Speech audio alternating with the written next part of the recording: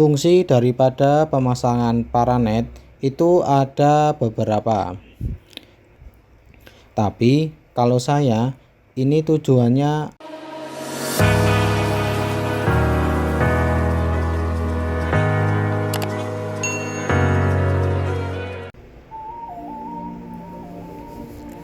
Halo teman-teman semua, Assalamualaikum warahmatullahi wabarakatuh. Gimana kabarnya hari ini teman-teman semua? Semoga teman-teman semua selalu diberikan keadaan kelancaran dan keberkahan di setiap aktivitasnya. Pada kesempatan hari ini saya akan berbagi pengalaman kepada teman-teman semua terkait penggunaan paranet untuk budidaya ikan lele. Fungsi daripada pemasangan paranet itu ada beberapa, dan juga biasanya di setiap para pembudidaya itu keinginannya atau tujuannya itu berbeda-beda. Tapi kalau saya, ini tujuannya ada 4 macam. Untuk yang pertama, ini itu sebagai dikala cuaca sangat terik, sangat panas sekali, ini itu menghambat cahaya matahari yang masuk ke kolam.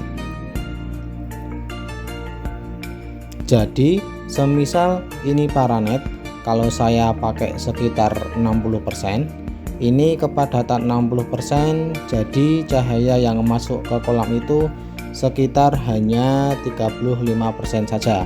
Kenapa? Sepengetahuan saya, lele itu tidak terlalu membutuhkan sinar matahari yang banyak. Jadi untuk mencegah terik matahari yang berlebihan, saya memasang ini paranet.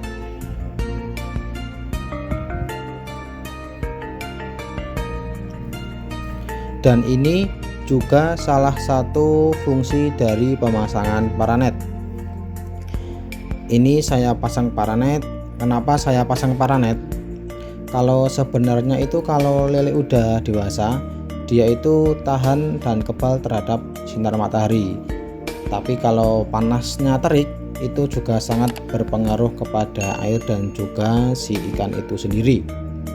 Nah, kolam ini saya pakai juga untuk pembibitan, karena kolam pembibitan atau pembesaran yang di Deder itu ada di kotak itu. Ada 2 juga 3 kolam ini yang saya pakai buat pembesaran dari bibit ke siap pembesaran atau pendederan. Jadi ini bibit kalau langsung terkena matahari yang ekstrim itu nggak akan tahan.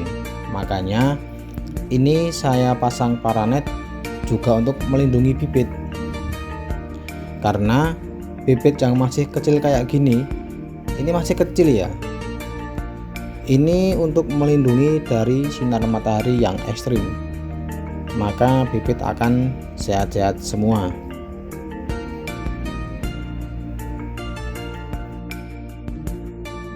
Terus juga fungsi yang kedua, kalau tadi itu di kala musim panas, kalau ini di kala musim penghujan. Jadi fungsinya itu untuk memecah air. Air hujan turun dari atas itu langsung terkena kolam. Itu biasanya kalau hujannya sangat lebat sekali, itu akan stres. Coba teman-teman semua, setelah ikan itu terkena hujan yang sangat lebat, dikasih makan nggak akan mau. Karena yang pertama, dia terkena air yang sangat deras. Yang kedua, efek dari kandungan air hujan. Nah, dengan dipasangnya ini paranet, itu akan memecah daripada air hujan tersebut. Jadi air tidak akan langsung turun ke kolam, tapi tertahan dulu oleh paranet.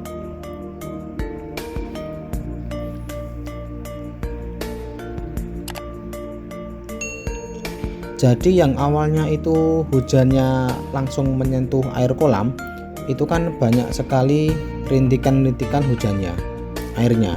Tapi jika dikasih paranet itu tidak.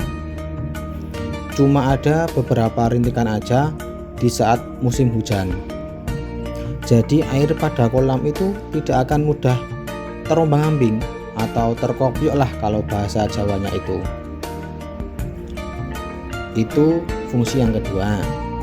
Nah, fungsi yang ketiga, kalau saya ini untuk perlindungan ikan di kala musim hujan dan panas, tapi ini juga sebagai alat untuk kalau saya sortir.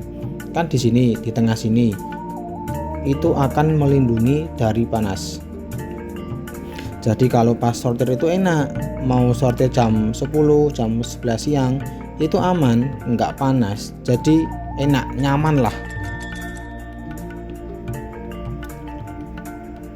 Selain untuk fungsi ikan, juga buat yang punya juga gitu loh.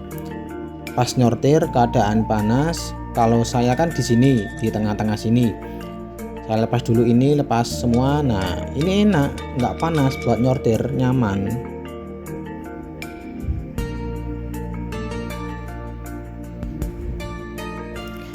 Terus kalau saya di fungsi yang keempat itu adalah untuk menghalau daun-daunan yang akan masuk ke kolam. Jadi semisal kolam teman-teman semua itu di pinggirnya itu adalah pohon, ya pohon-pohonan lah atau pohon bambu atau apalah itu akan menghalau kotoran dari daun itu untuk masuk ke kolam. Lah kenapa Mas kok harus dihalangi? Karena daun itu akan merusak air, lama-kelamaan akan merusak air, kemudian daun itu juga akan berpotensi untuk menyumbat drainase pembuangan kolam itu. Saya bilang gini itu karena dulu juga pernah ngalamin, itu daun banyak banget di saringan kayak gini, tuh di saringan kayak gini.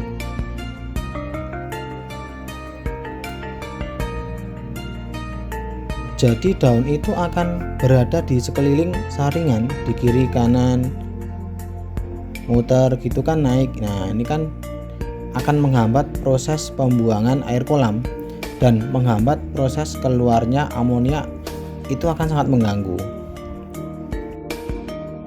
Makanya saya pasang paranet itu adalah fungsi-fungsi daripada penggunaan paranet di budidaya ikan lele. Tapi ini yang saya praktekkan. Jika teman-teman semua punya cara lain atau apa, silahkan, nggak apa-apa. Sebenarnya ada juga selain paranet, yaitu pakai yang namanya asbes bening. Asbes yang transparan itu malah bagus. Kenapa bagus? Yang pertama, itu cahaya juga akan terhambat, cuma beberapa persen yang masuk ke kolam. Itu yang pertama. Yang kedua, air hujan tidak akan masuk ke kolam. Nah itu akan bagus. Sebenarnya air hujan itu tidak bagus untuk kolam. Ini saya buang airnya, saya buang lewat talang, saya buang airnya itu dari genteng-genteng rumah di rumah saya itu. Terus ada juga yang pakai itu eceng gondok. Nah sebenarnya eceng gondok itu kalau terlalu banyak di kolam itu emang benar itu akan menghalangi matahari yang masuk ke kolam. Tapi di kala malam hari eceng gondok itu menyerap oksigen di dalam air kolam.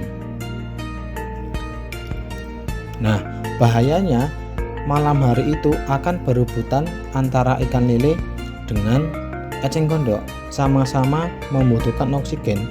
Nah itu akan menghambat pertumbuhan ikan tersebut. Nah terus yang lain, jika pakai eceng gondok itu akan mengotori kolam. Banyak daun-daun itu akan turun ke kolam dan akan menghambat daripada filter pembuangan kolam. Ini saya bilang karena dulu saya pernah melakukan itu. Saya pernah pakai eceng gondok juga, ambil di rawa, saya taruh sini, ya bagus, ikan nggak kepanasan. Tapi itu efek sampingnya tidak bagus.